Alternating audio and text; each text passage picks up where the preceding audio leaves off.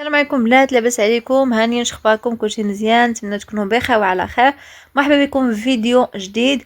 المهم كيف ما شتي اختي في العنوان، اليوم جبت لك اختي واحد الوصفه غزاله واعره الوجه. عرفتي غتصلاح ليك في هذا الجو هذا وما غتعكزيش عليها. اهم حاجه حيت ساهله ماهله. المهم بنات كيف ما شفتوا جبت لكم بنات واحد المقشر غزال للوجه، فيه مكون واحد. هذا المكون كاين في الدار، الا ما كاينش عندك في الدار تمشي عند مول الحانوت ولا عند العطار تقول لي عطيني درهم ولا جدام ديال الكمون، غتجيبيه غيقشر لك اليوم وغدا وبعدو سيمانه وانت كتقشري. المهم يا اختي غتاخدي الدرهم ديال الكمون، تقريبا غتاخدي منها معلقه، وغتحتاجي كاس ديال الماء سخون طايب.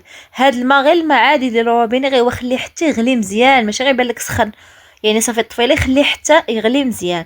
غتاخدي هاد المعلقه ديال الكمون، غتزيدي على هاد الكاس ديال الماء وغتخلطها غتخليها حتى يبهد الماء مزيان. انا سبق لي درتها زعما وجدتها باش ما نطولش عليكم فيديو، وحيت حتى انا دابا غنديرها على وجهي.